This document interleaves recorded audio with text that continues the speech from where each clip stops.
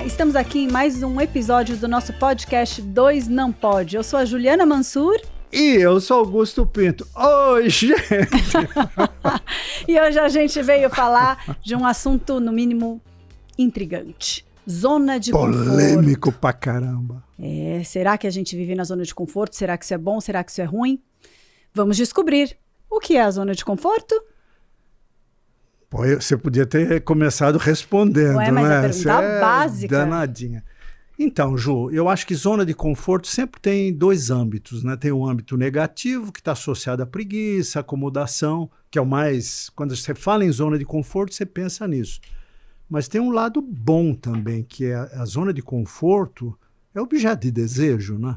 A gente começa na vida com desafios, com desconfortos, e a nossa busca o tempo todo é atingir uma zona de conforto.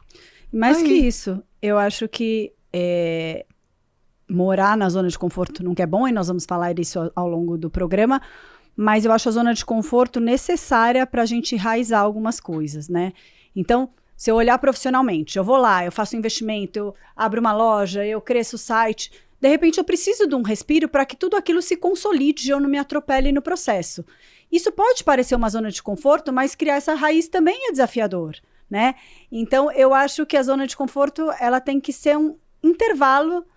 Uma zona de passagem? Não Faz sei. Uma zona de descompressão, sabe quando você só...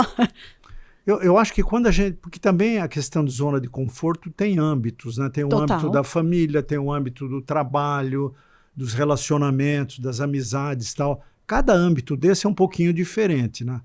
Eu acho que quando você fala do âmbito profissional, eu super concordo. Mesmo assim, não pode haver a acomodação nessa zona, tá? Não, eu super concordo em ser uma zona de conforto de passagem. De passagem. Quando você fala zona de conforto da família... Pode ser eu acho definitiva. Que aí a questão das raízes, de uma coisa mais perene, pode ser. Mas mesmo sendo perene, vamos trazer para a família, né? Uma família onde você tem um equilíbrio no relacionamento das pessoas, das várias gerações, o avôzinho, o pai, os filhos, os netinhos, tal, é muito lindo. Isso é objeto de desejo. Quem não quer ter uma família zona de conforto?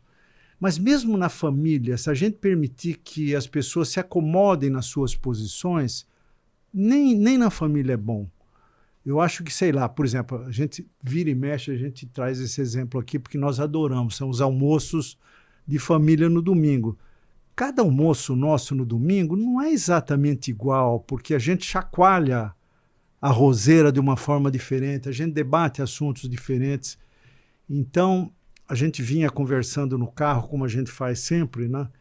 E surgiu a imagem de uma floresta, onde todas as árvores pertencem à mesma floresta, mas elas são totalmente independentes entre si. Cada uma busca a luz do seu jeito, espalha os seus galhos do seu jeito. Mas lá embaixo as raízes se cruzam. Eu acho que a família é isso, né? E é super difícil, porque você tem que respeitar, às vezes, pensamentos e decisões que não te cabem e que você não concorda. Maturidades diferentes, né? Tempos diferentes, né? Às vezes você tá num tempo, a pessoa tá no outro. Então, acho que na família tem esse respeito, mas existe também essa angústia, né? De um outro lado, quando você vê... Porque às vezes você vê que, quando você é um pouco mais experiente, você não vê que fala, vai dar ruim. Mas você tem que deixar dar ruim, você tem que deixar o prato cair. Porque se dá ruim, é a zona de desconforto daquela outra pessoa, que é extremamente necessária para que ela ganhe um desenvolvimento e, num certo momento, ela se equipara a você em termos de experiência. Isso. Naquele momento, ela está aqui, você está aqui.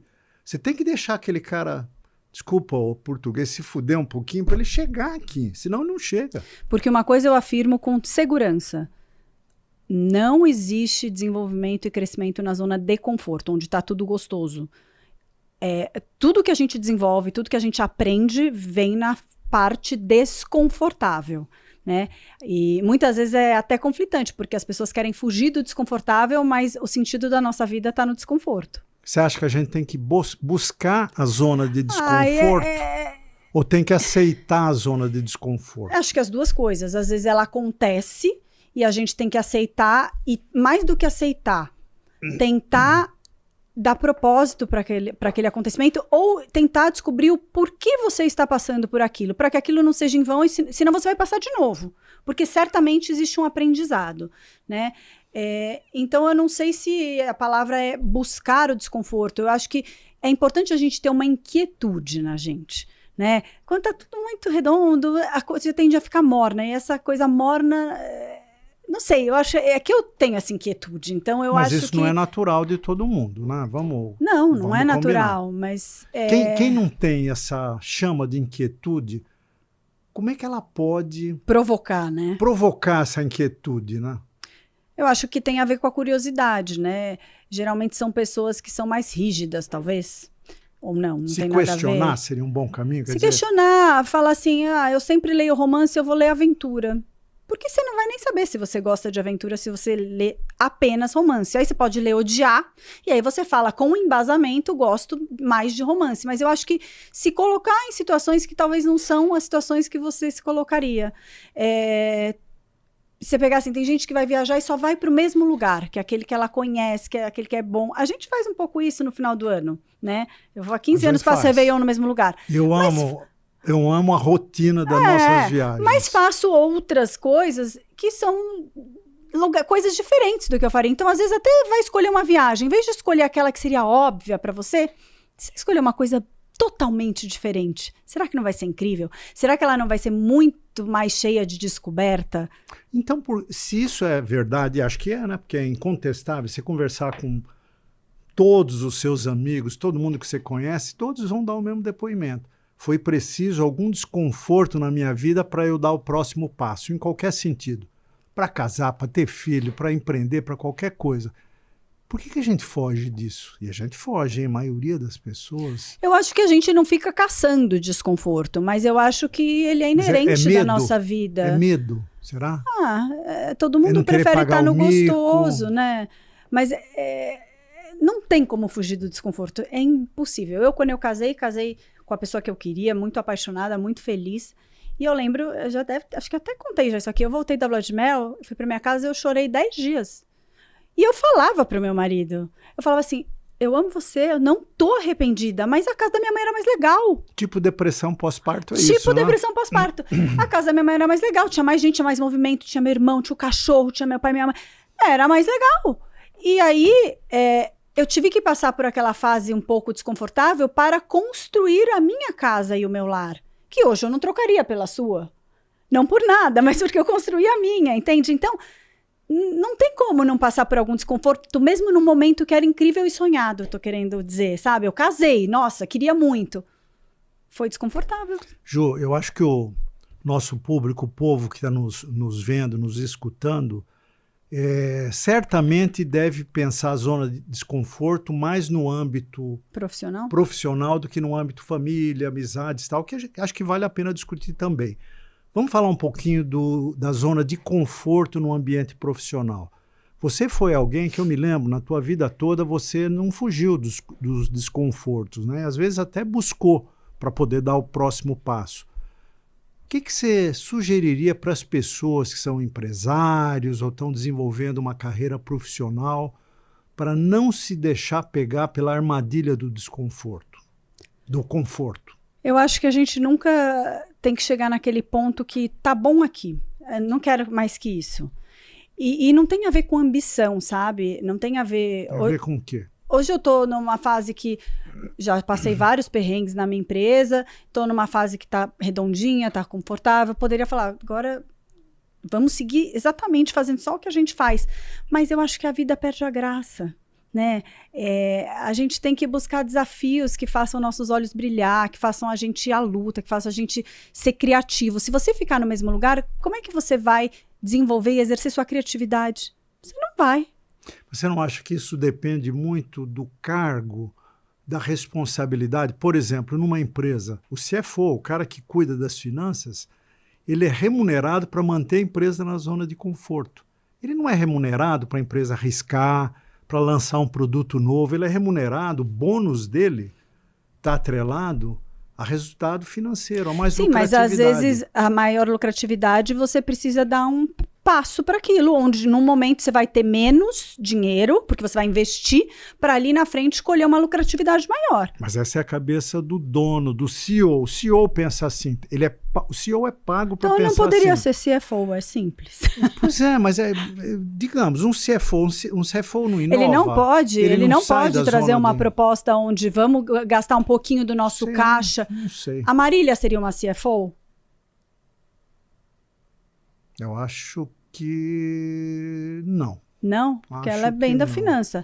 Tudo é embasado nas contas. Aquilo tem que ter Ela tem um conhecimento financeiro para ajudá-la a desenvolver negócios nos seus clientes. Então, eu acho que você tem que ir lá fazer conta e ver que o futuro daquilo Gente, faz sentido. a Marília foi uma convidada nossa. Olha, se vocês não viram, assistam. Marília Carvalhinho, episódio maravilhoso sobre empreendedorismo. Ela é uma consultora financeira e de estratégia brilhante.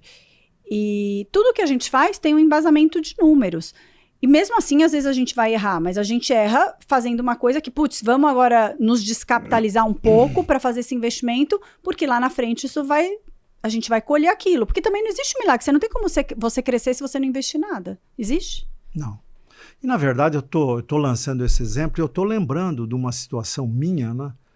Eu, durante um certo tempo da minha vida, eu reportei para um CFO. Eu era country manager, gerente geral de uma empresa no Brasil. O meu chefe, surpreendentemente, era um financeiro global. Quando eu viajava para pedir dinheiro, eu já sabia a resposta, só me surpreendeu a primeira vez. O que você vai fazer com esse dinheiro? Você vai melhorar o que você já está fazendo ou você vai fazer alguma coisa nova? E a resposta que ele queria A primeira resposta que eu dei para ele foi: claro que é para melhorar o que nós já estamos fazendo, então não te dou dinheiro. Não, a resposta para mim, lógica, seria para fazer uma coisa nova. E você sabe o que aconteceu com esse CFO? Ele virou CEO. Que ele tinha na minha cabeça. Porque ele era um financeiro que olhava o dinheiro como uma energia para transformar o negócio para um novo patamar. E não como para gerar mais dinheiro, simplesmente. Mas eu acho que, dependendo da função, a pessoa tende a ser mais conservadora, mais zona de conforto. Né? Você não vai achar, por exemplo, desculpa te interromper, na área do marketing, gente que fica muito tempo na zona de conforto. Porque o marqueteiro, por definição, tem que ser um cara que o tempo todo tem que estar provocando desconforto. Mas o financeiro não. Talvez o contabilista, o cara que faz a contabilidade da empresa, para dar um exemplo extremo, ele é zona de conforto o tempo todo. Então, tem umas armadilhas aí no mundo corporativo. Dos negócios. Né? E você acha que as pessoas fogem dos confrontos entre pessoas falando você como pessoa, para que você seja politicamente correto, bem aceito, transite bem, a gente às vezes evita se colocar em conflito e fica numa situação ali mais confortável para evitar desgastes. Mas isso de certa maneira leva o cara a ser um bundão, né? Se você foge do confronto porque você vai ter que debater, você tem sócios, você tem gerentes no teu negócio, eles não vão pensar igual, nunca. Então você chega com uma ideia nova, você tem que vender um peixe. Então você vai passar pela zona de confronto necessariamente. Agora, se você gostar do confronto, você virou um polêmico.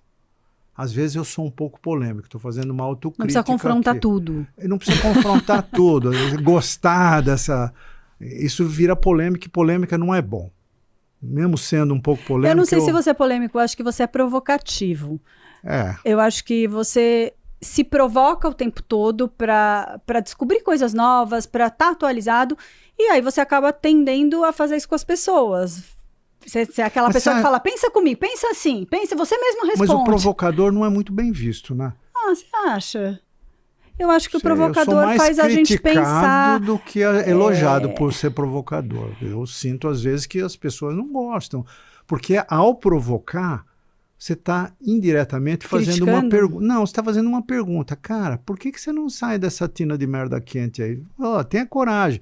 A provocação é uma maneira subliminar de você dizer para o cara que ele está acomodado. Então, eu acho que talvez quem não goste do seu estilo provocador sejam as pessoas que gostam mais de ficar na zona de conforto. Que é a maioria da população. Né? E, de novo, eu acho a zona de conforto extremamente importante. Eu acho que são nossos respiros. Eu acho que a gente a gente não precisa estar criando polêmica o tempo todo, mas a gente não pode se contentar, assim, cheguei no máximo que minha vida pode me oferecer. Ela nunca pode chegar no máximo, porque o dia que ela chegar no máximo, a gente perde o brilho. Morreu. Perde o brilho. Então, não tem o máximo, entendeu? Eu quero mais, já fiz isso muito, então eu quero fazer mais, ou então eu quero fazer diferente, ou eu quero fazer com outras pessoas, ou eu quero fazer com outra experiência. Então, eu acho que quando você se acomoda, você se apequena. Você vai murchando, E aí, você vai perdendo o brilho, você perde isso, sabe? Não quero, vou fazer, vou sangue conseguir. Nos olhos, não?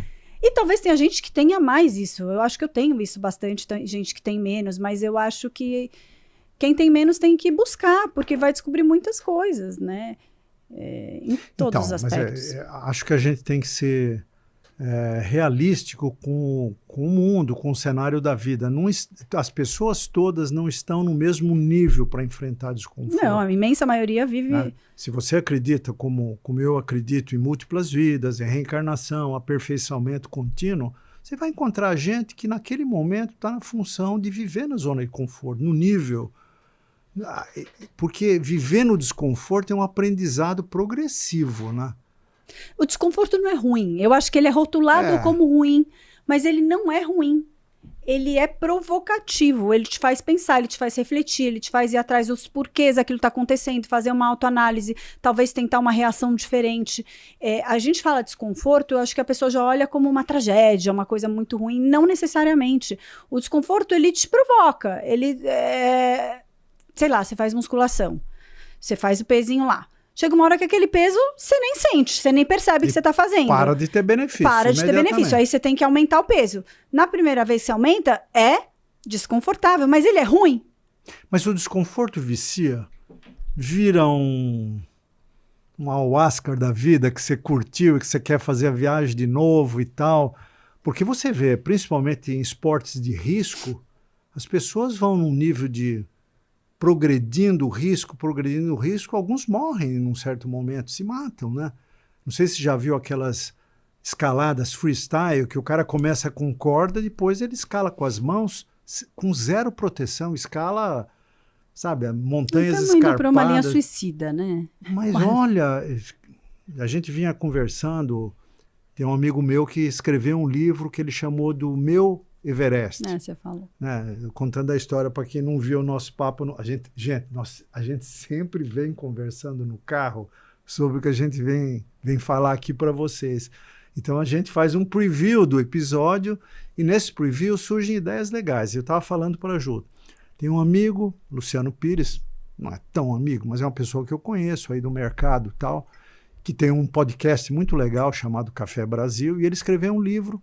Ele era um marqueteiro, tipo 50 anos, meio barrigudinho, isso é a descrição dele no livro dele. E um dia ele ficou com vontade de escalar o Everest e começou a fazer trilhas, subir pequenas montanhas e tal. Treinou durante 2 anos para fazer o Everest. O Everest dele foi o acampamento base. Onde os alpinistas começam, ele terminou. Ele falou, isso aqui foi o meu Everest. Eu quase morri para fazer o meu Everest. Então, cada um, eu achei essa imagem dele muito boa. Tem o desafio individual. Você não pode comparar. Porque se você tentar, você é um cara de 50 anos que nunca fez a escalada, você vai chegar a 8.000 metros, você vai morrer. É 100% certo que você vai morrer. Muitos morrem nessa tentativa. Mas eu acho que tem gente que vicia nessa adrenalina e não consegue achar o seu ponto, não consegue achar o seu Everest e vai além. E mais do que isso, eu acho que tem gente que fica pulando de galho em galho, viciado nessa adrenalina do frio na barriga. E não acha nunca o seu ponto de relacionamentos, por exemplo, você não vai ter depois de 5 anos, 10 anos, 20 anos do frio na barriga que você tem no primeiro encontro, né? E tem gente que se vicia nesse tipo de coisa, e aí muda de relacionamento, passou mais uns meses, a coisa vai ter que se transformar, virar amor, virar uma outra história, mas essa pessoa não consegue chegar nisso, porque ela quer o constante frio na barriga, e aí você fica pulando de galho em galho. Mesma coisa para trabalhos, mesma coisa para tudo, né? Que também não é legal. Eu acho que tem que a zona de conforto, aonde você Você não ganha dinheiro. Você cria raízes. Por exemplo, ali. você não ganha dinheiro se você ficar trocando Exato. o tempo todo. Quando você vai entrevistar uma pessoa, você gosta quando é aquela pessoa que pula de lugar o tempo todo? 3 meses está saindo Isso do lugar. queima o filme do currículo. Exato, porque você tem que criar raiz. Mas criar raiz... Eu não gosto de falar desconforto, porque o que eu acho é que não pode ter é comodidade. Quando você acomoda, é que eu acho que é o problema. Você acha, pegando um afluente dessa discussão, que o comodismo está vinculado à mediocridade? Eu odeio essa palavra, mediocridade. Eu acho que ninguém deveria ser rotulado com ela, ninguém. Mas sem querer, lá dentro, quando você vê uma pessoa que se acomoda, que fica com... Aí, esse cara é medíocre. Eu acho difícil a gente falar, porque aí eu acho que depende muito do que como aquela pessoa sente, dos recursos internos que ela tem. Às vezes ela não tem recurso para ter coragem. E aí não tenho como julgar aquilo. Né? Às vezes a pessoa não consegue sair dali. Ela até queria, mas ela não tem força suficiente para dar um passo diferente. Todo mundo tem os seus limites. Todo mundo tem o seu Everest que você tem que encontrar. E por isso que eu acho que é muito complicado quando você compara com o do outro. Porque talvez você não tenha recurso para fazer o que a outra pessoa faz. E tá tudo bem. A gente somos pessoas diferentes, né? Somos individuais. Então, eu acho que a gente tem que sempre estar se comparando com a gente. Será que eu, em comparação comigo, há 6 meses atrás, eu evoluí? Em qualquer aspecto da minha vida, eu andei para frente, eu aprendi. Nesse último ano, eu aprendi alguma coisa, porque se eu não aprendi, tá errado, né? Mas não dá para eu comparar com a pessoa da minha frente, porque ela tem outra vida, outro sentir diferente, outro desenvolvimento espiritual, são muitas coisas diferentes, então não tem como a gente categorizar como medíocre. Às vezes é uma força que ela ainda não desenvolveu. Ou seja, o que você está dizendo é, ao longo da vida a gente tem múltiplos desafios. Para cada desafio a gente tem um patamar, além do qual vira teimosia, vira insanidade tentar perseguir mais, né? Vira vaidade. Como é que a gente acha esse patamar, esse meu Everest aí, fazendo referência ao livro do Luciano? Eu acho que a gente tem que se fazer essa pergunta. No último ano, você acha que você aprendeu alguma coisa? Porra. Inúmeras. Muitas. Você aprendeu porque você passou situações desconfortáveis, ou porque você buscou, ou porque você abriu mão de fazer uma coisa para aprender outra, né? Então, eu acho que a gente fazer esse exercício de se perceber, se olhar, falar, não, eu gosto mais de mim hoje do que de mim há 10 anos atrás, do que de mim há 20 anos atrás. Se você gostava mais da pessoa que você era há 10 anos, tem alguma coisa que não tá certa. Eu acho, você concorda? Total. Né? Se você olhar e falar assim, que saudades que eu tenho da pessoa que eu era há 20 anos atrás, tá errado. Porque acho que a linha natural é você não ter saudades daqui. Saudade, sim, você tem saudades da sua juventude, que você era ali, mas não da pessoa, por dentro de como você era, sabe? Por isso que tem tanto aquela fala, se eu soubesse o que eu sei hoje com os meus 20 anos, eu ganharia o mundo, não é? Letra do epitáfio, não percam esse episódio. Esse é maravilhoso. Esse é maravilhoso. Então eu acho que a gente tem que se comparar com a gente e ver se a gente evoluiu. Mas pensa assim, para cada desafio tem um limite acima do qual é insanidade. A gente não sabe onde está. Esse limite é meio móvel, à medida que você busca ele pode estar subindo. Eu acho que esse limite que beira insanidade, ele vai muito mais para coisas que são realmente mais radicais. Do ponto de vista de desenvolvimento de conhecimento, não tem como virar muita... Não, eu vou te dar um exemplo. Tá na moda agora falar de física quântica. Tá na moda. Você adora. Eu adoro esse tema. Se eu quiser aprender isso, eu sou insano, porque a base de conhecimento científico, de matemática, de física... Você vai ficar louco, mas você ainda não vai morrer. Não, mas você vai se frustrar. E se frustrar significa tentar passar esse limite de forma estúpida. E se frustrar vai te trazer uma outra zona de desconforto, que você vai aprender uma outra coisa, que você vai aprender que talvez você não precisa ir tão longe. O que você está dizendo que tentar achar esse limite nunca é um erro. Que é um erro. Você pode morrer nisso. Hein? Não, se for uma coisa que realmente arrisque sua vida, mas em aprendizado. Eu acho que os maiores, a zona de conforto mais perigosa da gente se acomodar é a de aprendizado e de conhecimento. A gente tem que estar sempre evoluindo e fazendo coisas novas em todos os âmbitos da nossa vida, né? Então, esse podcast, se a gente fosse da zona de conforto, a gente nunca teria feito, porque a gente fez ele do dia para a noite, do nada. Posso contar um pouco do making off nosso aqui? Gente, nós temos um bastidor aqui, né? Temos o Natanzinho, que está lá nas carrapetas, comandando aqui. As carrapetas é 1920. Carrapeta é as baquetas. É ele que fica lá no fundo. Temos o Ale, que também nos ajuda aqui com captação de imagem. O Wendel, que ajuda essa lindeza que está na frente, é a obra do Wendel. E a gente chega cedo, porque a Ju vai se maquiar, e fica batendo bola com esses caras. Surgem ideias incríveis. E talvez, mais do que tudo que a gente fala aqui, nesse inside a gente aprenda mais ainda. É verdade. A gente aprende mais nos nossos papos prévios e nos papos que a gente tem com o pessoal todo sobre inúmeros assuntos do que no podcast em si. Verdade. Agora, talvez se eu falasse para uma pessoa... Significa que nós temos que... Eu estou te interrompendo, que a gente tem que chamar outras pessoas para debater o nosso desafio o tempo todo, em vez de decidir sozinhos. Só isso, por exemplo, o podcast é um exemplo bom, porque você se aposentou, aí você começou a fazer seus vídeos. Eu falei, por que você não faz um podcast? Você falou, fazer um podcast sozinho, não. Vai contar essa história de novo, que já contei 1 milhão Daí eu falei assim, e se eu fizer com você? Vamos. Mas aí a gente não pensou por quê, como, onde, a gente foi. Isso é você não ter medo da zona de desconforto. O que pode dar errado? O que pode acontecer de super grave? O máximo pode acontecer a gente achar que não era o que a gente pensava, a gente achar que a gente não fala bem o suficiente para isso, pagar um micozinho ali e parar. E mesmo assim a gente já ter aprendido. Vou trazer isso para um outro âmbito para você ver como é difícil e como vai ser difícil talvez para você daqui a pouco tempo. Imagina a educação de filhos. A educação de filhos no começo, facinho, né? Ensino fundamental até o ensino médio, é seguir uma trilha já padronizada, é um cercadinho. Aí chega naquele momento, o fim do ensino médio, ajudar meu filho a escolher uma profissão, se inspirar, ele quer ser, ele gosta de música, ele quer ser, sei lá, dono de uma banda. Você fala, filho, vai lá, estuda administração primeiro e vai mantendo sua banda. Ou não, ele é quadradinho, quer ser engenheiro. Como é que você orienta? Porque é o limite dele que você está trabalhando, né? Por isso que chama orienta e não decide. Mas é difícil, né, Ju? Porque como você mesmo falou aqui, em determinados momentos você tem que deixar a pessoa se ferrar, mas talvez ele se ferre para o resto da vida por uma decisão. Não, e eu acho que às vezes também, por outro lado, pode ser que aquilo que você enxerga como o que fosse ser melhor, não vai ser melhor para ele. E que talvez a escolha dele dê mais fruto, porque é o que ele ama, porque é o que ele sonha. Então, eu acho muito perigoso isso de tomar decisões de vida pelos outros.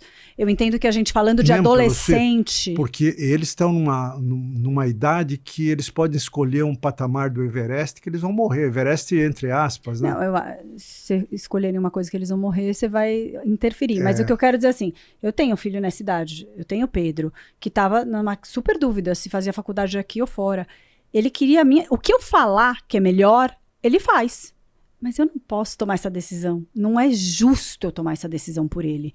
Então, o que eu fiz? Eu dei fundamentos, eu dei os prós e os contras, eu mandei ele para algumas vivências para que ele experimentasse um pouco, para que ele tomasse a própria decisão. Se ela é certa ou se ela é errada, não vamos saber. Os dois caminhos vão funcionar, entende? Mas é uma decisão de uma vida. Eu não quero lá na frente, de repente ele não estudou fora porque eu achei que era pior, né? Eu acho que não é justo. Eu acho que eu acho que a gente tem que ter, as coisas têm que ser pertinentes com a idade. Eu acho que ele já tem idade para tomar essa pequena decisão. Se ele quer estudar aqui, se ele quer estudar em outro lugar. Como lá atrás eu já contei, ele tinha como decidir se comia o pirulito ou não comia o pirulito, que é uma outra história, vão ter que achar nos episódios. Mas o que a gente não pode é deixar eles tomarem decisões que eles não têm recursos para tomar. Mas eu acho que conforme eles vão crescendo, a gente pode opinar, mostrar os cenários, mas não dar a resposta. Porque ele seguiria a resposta que eu desse. É que acho que a gente está pegando um âmbito mais confortável, porque uma família que tem o privilégio, nós somos privilegiados. Exato, temos eu o privilégio pude dar as vivências, da eu escolha, pude dar um panorama. Não, a privilégio da escolha. Até o privilégio exato. Do errar, né?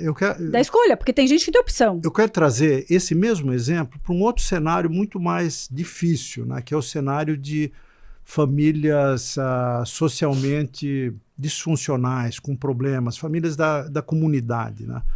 Eu não sei se o pessoal sabe, se eu já mencionei aqui, mas eu sou voluntário de uma ONG espetacular, Casa José Coutro. Vão olhar lá que vocês vão se apaixonar. E como voluntário, eu fui encarregado de pegar um jovem na faixa entre 16 e 24 anos, eu ainda não conheço esse jovem, estou no comecinho dessa trilha, e a minha responsabilidade vai ser encaminhá-lo, num primeiro momento, para o seu primeiro emprego, mas num segundo momento, para uma vida feliz, para uma vida bem-sucedida. E esse menino vem de um âmbito muito complexo, que são famílias desajustadas, com droga, com violência familiar, bebida, escola de má qualidade, violência física, falta de segurança. E aí você não cria raiz nesse lugar. E aí eu fui com essa cabeça de que, eu já fiz isso, já orientei meus filhos, já orientei gente na minha empresa e tal, e fui fazer o treinamento. Fiz essa semana o treinamento, segunda-feira. Está fresquinho na minha cabeça.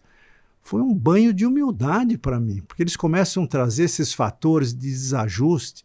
Que você não viveu. Você vai ter que ser, eu não vivi, você vai ter que ser muito delicado, muito cuidadoso para orientar esse jovem. Porque ele está vindo acuado num mar de inseguranças. E você vai ter que ajudá-lo, não apenas a arrumar aquele primeiro emprego. Primeiro você vai ter que ajudá-lo a se sentir um pouco seguro. Isso. Antes de tudo, porque acaba sendo a mesma coisa que eu faço no projeto das mulheres.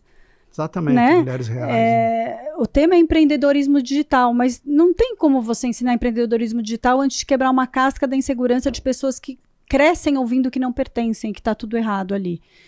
Então, o trabalho é esse, no fundo, né? É você devolver, não, ajudar aquela pessoa a construir devagarinho a sua autoconfiança, para que aí sim ela possa buscar os seus limites, para que aí sim ela possa buscar a sua zona de conforto. Você imagina falar de zona de conforto numa vida completamente um menino de 18 anos que estudou numa escola ruim, que viveu numa comunidade... Se estudou.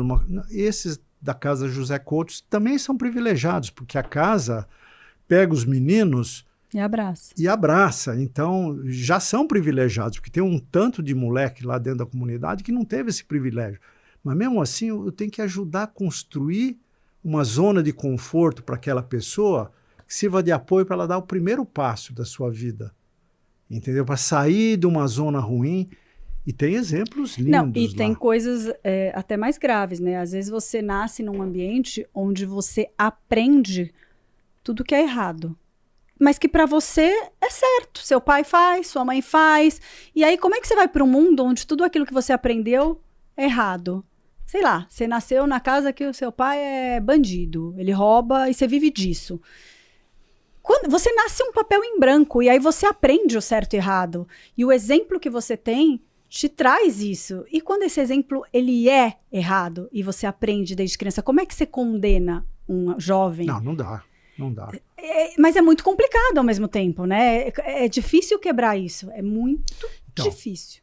Eu sou engenheiro, então engenheiros têm mania de desenhar coisas, desenhar figuras, né? Eu gosto da imagem de um... Que figura é essa aqui? Uma hipérbole, sei lá. Enfim, começa baixinho, sobe... Chama-se curva do sino aí no mundo dos negócios, né? Nós começamos aqui embaixo. Eu estudei em escola pública a vida inteira, a faculdade eu tive que descolar uma bolsa para estudar, fui ganhar minha primeira cama aos 9 anos, então comecei bem baixo. Tive sorte, me esforcei, ralei, subi, e aqui nós estamos discutindo zona de conforto aqui de cima, de um local totalmente inadequado para ter essa discussão. Então, ou super adequado, onde a gente podia ficar só confortável. Verdade. E a gente opta Mas aí que eu queria dizer, eu acho que a gente tem que descer essa montanha do conforto, como você fez com Mulheres Reais, que é um projeto lindo. A zona de conforto, ela não tem a ver com você estar bem financeiramente. Você tem que sair da sua zona de conforto. A sua zona de conforto, não importa onde você está. Você tem que sair da sua zona de conforto para ajudar as pessoas. Você tem que sair da sua... Você não consegue ajudar ninguém na zona de conforto. Esse é até um debate interessante para a gente fazer aqui dentro. como é que eu consigo ajudar as pessoas se eu estou na minha zona de conforto, morninha, sem risco? Não dá. Você é uma péssima referência nessa circunstância. Então, e aí você vai passar por isso, talvez, porque daí quando você encontra essas pessoas, ela acha que você está num patamar muito distante. Mas passar por dificuldades não é privilégio de quem é desprivilegiado financeiramente. Não tem nada a ver, aliás. Não tem nada a ver, você tem toda a razão. Então, a primeira palestra que eu faço para as meninas da ONG, eu conto um pouquinho a minha história e a história da Undertop, eu também conto para elas que eu perdi uma filha. E aí eu me igualo, porque o desconforto não está nesse lugar. Não importa quanto você seja bem-sucedido ou mal-sucedido, você vai ter desconforto na vida porque é onde tem o aprendizado. A questão é, quando você está passando no desconforto, não deixe o aprendizado passar desapercebido, porque senão você desperdiça aquele desconforto e vai passar de novo por outro, né? E que é um pouquinho diferente das provocações, que é você se colocar em lugares diferentes para experimentar coisas diferentes, para descobrir coisas novas e para evoluir como ser humano, e no seu conhecimento e no seu lado pessoal, enfim. Então, eu acho que não tem... Existe, mas o ser privilegiado não tira você do desconforto. Todo mundo é privilegiado em qualquer nível da escada, é isso que você está falando, né? Eu estou falando que não importa o quão privilegiado você seja, você vai ter desconforto. Isso. Não existe. Não existe. Não existe. E você tem mais responsabilidade ainda, porque você tem um conforto de vida, então você tem mais obrigação de conseguir tirar leite daquele... O tamanho da queda, se você permanecer ali, é muito maior do que se estiver mais abaixo, né? Um cara que subiu num nível... Não, e mais ainda, eu acho que a pessoa que está num nível muito alto, ela... começa a não achar graça nas coisas que a vida traz. Então, para ela entrar numa zona de conforto e achar tudo morno, é mais fácil. A pessoa que está aqui embaixo, qualquer coisa legal que aconteça para ela, ela vibra, porque ela não teve. Quando a pessoa tem um monte de coisa, ela para de vibrar. E ela vai ter que se esforçar mais para achar aquilo que faça ela se movimentar. Ou seja, o que você está dizendo é à medida que eu evoluo na vida, em qualquer circunstância, não estou falando aqui de evolução financeira. É mais perigoso você se acomodar. É mais perigoso e a tua busca pelo desconforto tem que ser mais provocada, porque o mundo já não te joga tanto desconforto. Vai jogar, porque o desconforto vai jogar. Né, vai jogar. Eu perdi uma filha. Não, o mundo joga. Você pode ter alguém doente, você pode ter mil desconfortos, mas... Eu estou querendo dizer o seguinte, se você estiver numa situação muito confortável, família maravilhosa, empresa, dinheiro, saúde, tudo beleza, não acha que esse céu azul é normal. Isso é igual uma calmaria no oceano. Vai vir a tempestade. O barco para, vai vir a tempestade. Então a melhor coisa é liga o motorzinho do barco e tenta sair dessa calmaria, porque ficar nela não é bom. Ou se prepare aprendendo, refletindo, olhando para dentro, para quando essa tempestade acontecer, porque às vezes ela independe da sua movimentação, você está preparado para passar por ela. Vou contar uma história aqui que eu lembrei agora, que é um pouco história de vida. Vai para a Ju, não é, ela já sabe de tudo isso, mas para quem está nos vendo aqui é uma novidade, né? Eu tive duas fases bem distintas na minha vida. Eu me formei engenheiro, fui trabalhar na IBM, fiquei lá longos 20 anos, aí tomei um risco por conta própria, eu me demiti da IBM no auge da minha carreira e fui para um negócio pequeno de risco que faliu. E aí eu fiquei desempregado durante 6 meses com uma baita responsabilidade, com 2 filhos e um dinheiro limitado no banco para sobreviver. Então eu tracei um risco no chão, disse, olha... Se chegar nesse ponto aqui, que é o dinheiro está acabando, eu vou fazer uma loucura. E a loucura que a gente ia fazer, nós tínhamos amigos que moravam no Triângulo Mineiro, e naquela época tinha um grande atacadista da região, que eu não vou mencionar o nome aqui, que estava lançando um modelo de pequenos mercados. Era tipo loja de conveniência, né? Loja de conveniência, não tinha esse nome na época. E ele te ajudava a montar. Então nós íamos pegar tudo que a gente tinha no banco, vender o apartamento para montar uma loja de conveniência. A gente nunca tinha feito nada parecido na vida. Então era um risco total. E os amigos estavam super apoiando e tal. Eu falei, olha, se até essa data aqui não surgir alguma coisa na minha vida, eu vou para essa loja de conveniência, vou arriscar tudo e seja o que Deus quiser. E aí consegui me reempregar e reconstruir minha carreira.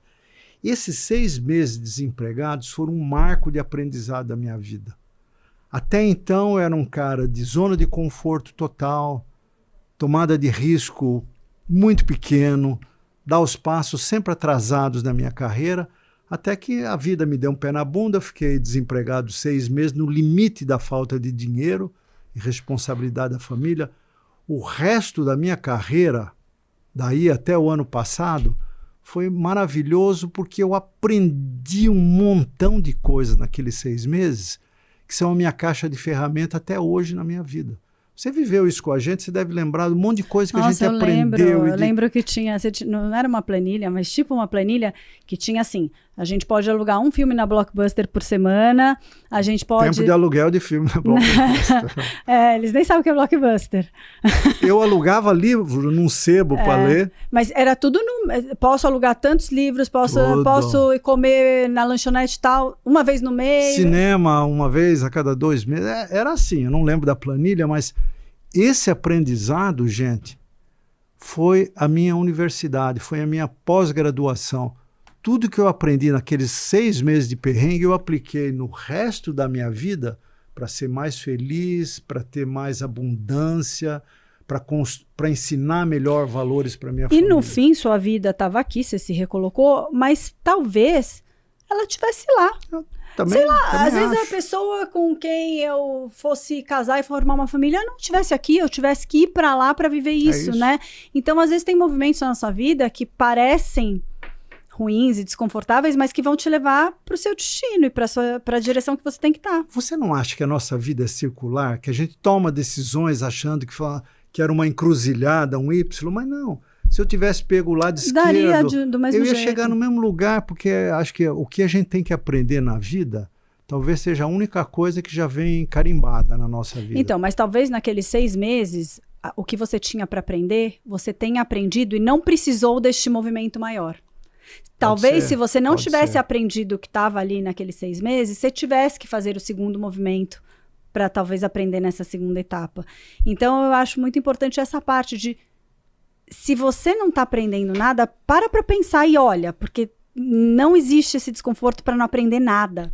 Ou se você vive situações cíclicas, seu chefe sempre pega no seu pé, ou você sempre namora uma pessoa que te trai, e sempre acontece igual, é sempre igual, sempre igual. Você se vê numa roda, você não está aprendendo aquilo que você tem que aprender ali. Assim que você aprender, você vai sair da roda.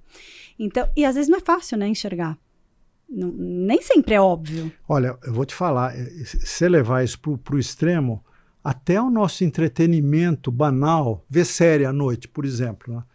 Putz, eu estou vendo uma série com a Lígia, eu não lembro o nome, mas é um menininho que é gênio, tem QI 180. Médico. E aí o menininho com tem 500 capítulos, menininho, 6 temporadas, é divertidíssima a série. Menininho de 9 anos vai fazer um ensino médio com garotos de 16, 18 anos, e ele chega com uma malinha executiva, ele é quadradinho, cabelinho pintado assim, mas é muito divertida a série. Aí termina um capítulo e fala, Lígia, putz, aguinha com açúcar, a gente gasta 40, 50 minutos aqui para dar uma risadinha, amanhã igual. Porra, eu não vou mais assistir essa série. Porque até para assistir uma série, não pode ser tão bobeirinha assim. Eu acho que você também pode ser o seu tempo de dar risada e ficar gostoso. Ju, eu não acho que 24 horas do dia você tem que estar em aprendizado. Também não é assim. Olha lá, já vai começar o fomo. Não, minha polêmica. Assisti um Emily em Paris, para dar uma outra referência que delícia, de série. Eu comecei a ver Mas aí é 8 capítulos, aí tudo bem. Não, é que vocês escolheram agora, de 250. Escolher 250 capítulos de Água com Açúcar, não dá, isso é desperdiçar tempo. Mas aí qualquer seriado que tenha muitos capítulos, chega uma hora que vira uma mesmice. Emily em Paris, essa temporada tá bem boa. Eu só vi o primeiro. Bem legal. Vira mesmice. Então, por quê? Porque daí não sai daquela história. E aí é interessante que você mude de história, né? E você acha que, uma pergunta que nem estava na nossa discussão, que o acesso da internet faz a gente ficar mais na zona de conforto? Porque aí sim você só vê o que você quer. Mas, olha, você tem coisa mais inércia do que TikTok? Ou até Instagram. TikTok mais que Instagram. TikTok... E os caras vão te alimentando com baboseira. E quanto mais baboseira você assiste, mais eles sabem que tipo de baboseira você gosta.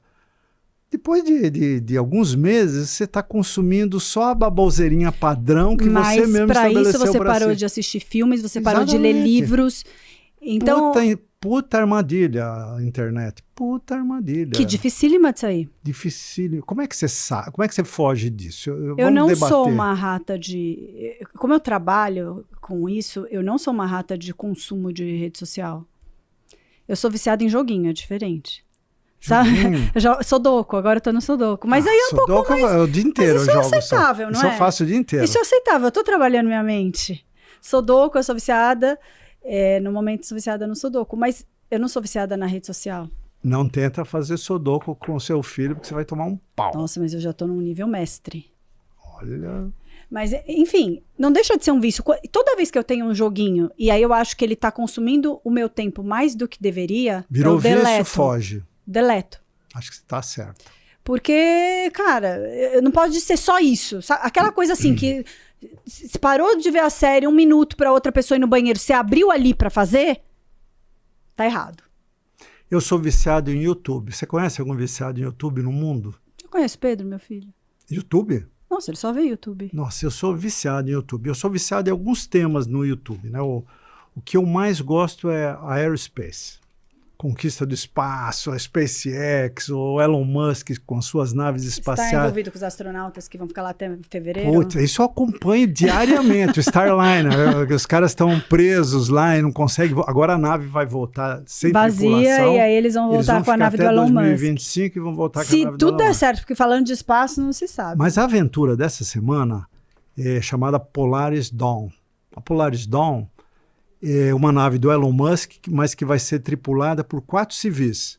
Um bilionário que já usou essa mesma nave, e ele vai agora além do cinturão de Van Allen, que é um nível de altitude que tem uma radiação absurda, para testar a resistência do corpo humano à radiação. Se der ruim, ele morreu. E ele vai testar com outro astronauta civil, treinado pela NASA, pago com o dinheiro dele, uma roupa que quando você faz uma saída extraveicular, chama EVA. Um EVA, você vai que nem aquele boneco da Michelin. Inflando. Ele vai com uma roupa fininha, que nunca foi testada, desenvolvida pela SpaceX. Ele vai além do Everest dele. Ele está indo além do Everest dele. Mas alguém tem que ir para as coisas evoluírem, Exatamente. Você concorda? Se ninguém for... Então, esse Polaris Dawn, ele foi adiado o lançamento 3 vezes essa semana. Agora, provavelmente, vai acontecer a semana que vem. Eu fico acompanhando. E aí, 3 horas da manhã, vai sair a nave. Eu tenho que pôr... Se for um despertador? Despertador. Isso tá fazendo mal. Aí pode deletar. Ah, mas só vai ter uma vez na vida. Você acha que eu vou perder esse lançamento? Pode dar merda, inclusive. É com o cara dentro, ele pode explodir. Com o cara dentro. Não, isso é chance mínima, porque essa nave é super testada e segura. Nada é mínimo. Tudo que é a primeira então, vez. Então, eu sou viciado em YouTube. Como é que eu fujo disso? Eu não consegui. Você tem que pôr aquele negócio que te deixa tanto tempo por dia. Quando você consumir, tem uma senha que não fica com você, você pode passar para mim a senha. Eu faço a senha e aí você teria que passar vergonha de me pedir a senha que eu não ia te dar. Ele para de funcionar. Não, eu não quero aprender. Então você não quer. Você quer continuar limitado no seu YouTube. Você quer querer. Eu quero querer. Mas você ainda não quer. É só o YouTube. O resto eu não sou viciado. Você é viciado em muitas coisas. É bom. Só nada. Não, você é viciado em várias. O que mais, Ju? O que faltou aí a gente falar do tema? Vamos ver. Já estamos ali. Como gerenciar os riscos inerentes às ações arrojadas das mudanças? É o que nós estamos falando, né? Mas como é que você gerencia? Como é que você sabe que você está indo além? Que você está se arriscando a mais do que seria suficiente para você? Isso é uma pergunta difícil, porque Super. Quando a pessoa é viciada em alguma coisa, ela adora testar os seus limites, né? Agora, o mundo te dá sinais, né? Não, mas não precisa ser viciadas. Pode ser um esporte que é difícil para você, podem ser várias coisas. Como você sabe que não dá para você passar da velocidade X na esteira porque seu coração não vai aguentar? Contar uma história aqui que eu não sei se a Ju já contou, não lembro, mas a Ju e a família e amigos, eles gostam de ir em um grupo grande para esquiar em janeiro, né? E tudo bem, ela pode esquiar, bom para ela, ganhou o dinheirinho dela para fazer isso, mas ela tem medo. Ela aprendeu a esquiar comigo. Ela tinha 18 anos. Quem aprende a esquiar com 18 anos vai ser necessariamente um médio esquiador. E aí você ficou muitos anos sem fazer isso, muito recentemente, como o marido dela, ele morou um ano no Canadá, ele é um ótimo esquiador, né? Então ele puxa.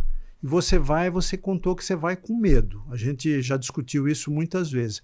O medo é um ótimo indicador. Tem aquele medo bom, que é o medo, por exemplo, do artista que vai fazer uma peça de teatro, mesmo que ele seja um puta artista, ele vai entrar com aquele friozinho na barriga sempre. Esse é o medo bom. Agora, o medo de você saber que você é um esquiador médio, de jamais será um esquiador top, e estão te empurrando a descer a pista preta, eu jamais iria. Você pode morrer. Jamais você iria. Você pode ficar paraplégico. Eu jamais iria. Entendeu? Eu choro, mas eu deixo monte de gente faz, porque está num grupo, o cara fala, vai, eu te ajudo. Modo de falar. Aí começou a descer a montanha, e o cara que é bom desceu, e você ficou lá, e agora? O que eu faço? Vira para cá, vira para lá, e está correndo risco de vida. E nesse exemplo tem também a parte da zona de desconforto, porque por mais que eu vá e fique pistinhas azuis, é desafiador, eu tenho que me esforçar 10 vezes mais que as outras pessoas, então eu tenho que fazer muita aula, muito esforço, e para acompanhar isso, e eu vou. Perei o joelho agora. Então, você vai ter que saber achar o teu limite. Se você eu sei meu limite. Meu limite é coisa fácil, que é gostosa. Eu não quero... É isso. Eu quero só acompanhar. Tem que ser agradável, no beabá. né? E quando vai numa coisa muito difícil, pode ir sem mim, não ligo a mínima, entendeu? Tem que ser agradável, né? Mas mesmo assim, passa pelo desconforto. Até chegar no agradável. Você pegar um esporte menos radical do que esqui, tênis, né? Todo mundo algum dia pegou na raquete. Você leva 6 meses para acertar a bolinha no meio da raquete. Bate no cabo, bate do lado. Um belo momento faz... Pá! Nossa, que batida legal. Daí para frente, toda batida é pá! Até o barulho pá, muda. Pá, o barulho muda. Você que gosta de tênis, aquele barulho é que a bolinha acertou bem no meio. Tudo na vida tem esse momento de dar o pá! Mas é suado até ele. Mas sai do esporte para tua vida. Você está aprendendo alguma coisa na empresa, na sua vida pessoal. Se você não tiver paciência para continuar até dar o pá, você para antes da hora. O melhor exemplo disso, fazendo um paralelo com o esporte, é a corrida. A corrida... Detalhe, nossa família inteira é fanática por esporte, né, Ju? Eu não sou fanática. Remédio, necessário, mal necessário. Mal necessário. Não, beach tênis eu gosto. Mas assim, eu sou fanático, confesso. A corrida, não importa para quem, existem 10 minutos, tem um de outro que você flui bem, mas geralmente existem 10 minutos. Zona do empapuçamento. Exatamente, principalmente depois do churrasco. A gente sempre vai correr no fim do ano, depois, assim, umas 2 horas depois do almoço. E ele fala, precisa mandar 5 minutos para desempapuçar. O negócio está aqui conversando com a gente. Mas, independente disso, a corrida tem 10 minutos de desconforto para depois ficar gostoso. Se você desiste nesses 10 minutos, fala, não aguento, não é para mim, tô morrendo, vou ter um troço, você desiste. E eu acho que ela é uma ilustração muito boa de tudo. Tudo vai ter um desconforto até que fique bom e fique confortável. Dificilmente você chega no confortável. É a zona do pá! Exatamente. Se você não chegar no pá, você parou. Mas se você passa aquilo... Você vai quebrar a raquete, vai jogar a bola fora. Não, mas se você passa esses 10 minutos... sim. Dali pra frente fica confortável. Fica confortável, já pode procurar outro desconforto. Então, acho que essa é uma lição boa. Para deixar de mensagem, pra gente deixar de mensagem. Que existe esse... Para qualquer desafio na vida, você tem que achar o ponto do clique, do pá. Se você não fez o pá, você não achou. E depois que você fizer, vai ser fácil. Todas as batidas vão ficar mais fáceis. E aí, se ficar fácil demais, você vai... Musculação é a mesma coisa. Você puxa lá, ó. De repente fica fácil. Você nem percebe que tá batendo. Você aumenta o peso, os primeiros momentos são de esforço e de desconforto. O que eu quero dizer é, o desconforto ele não é ruim. Ele é desconfortável, mas ele não é ruim. Ele é muito importante. Vou te contar uma outra historinha. Eu faço academia no mesmo local que você conhece há 12, 15 anos, então conheço todo mundo, né? E é uma academia de turminha barrigudinho, meia idade, ninguém é master. A master no supino, que levanta 20 quilos mulher. em cada mão, é uma senhora de 55 para 60 anos, ótima. Ela dá pau em todos os Porque ela marmanjos treinou lá. só isso. Ela começou, eu acompanhei a Marina, acompanhei a história dela lá do começo, ela puxava pezinho de 2 quilos, 3, 5. Hoje ela sobe 20 em cada braço e deixa os caras de 45 anos lá com inveja. Ela consegue. Por quê? Porque ela passou desse ponto do clique, insistiu, chegou num nível que o nosso treinador tem que ir lá levar o peso para ela, porque ela não consegue erguer o peso até essa posição aqui do início do supino. Você vê o quanta força de vontade consegue erguer o nosso limite, né? E a gente para antes. Gente, não parem antes. Achem esse ponto de equilíbrio, que ele existe sempre. E a batidinha da bola vai te ensinar onde está esse ponto. Você não precisa se preocupar em achar. Exatamente. E jamais se acomodem, jamais percam a luz. Assim, quando tudo ficar ok, tá errado. Muda. Muda o jogo, muda a energia, faz alguma coisa que te desafie, porque o desafio motiva a gente. Olha, eu juro para vocês, cada episódio que a gente faz aqui, a gente vibra. Verdade. Eu não sei se vai ser uma pessoa, 10 mil. A gente nem olha quantas pessoas vêm. Às vezes o Natan fala, esse episódio aqui teve um corte legal, X mil pessoas viram, que bom, mas a gente vibra fazendo. Se um dia eu chegar aqui e achar um saco, eu não venho mais. Ju, putz, que boring. Tô fora. A gente ama, né? A gente ama, por isso que a gente faz. Sangue então nos é olhos. isso, as coisas têm que fazer você vibrar. Muito. Né? Mesmo que seja desconfortável, porque vai ser em algum momento, não é verdade? Bota uma gotinha de fanatismo, vai bem. É isso, Exagero. espero que vocês tenham gostado. Se vocês gostaram, indique para os amigos, inscreva-se no canal, clique o sininho e continua com a gente que vem muitos outros episódios por aí. Tchau, gente! Beijos!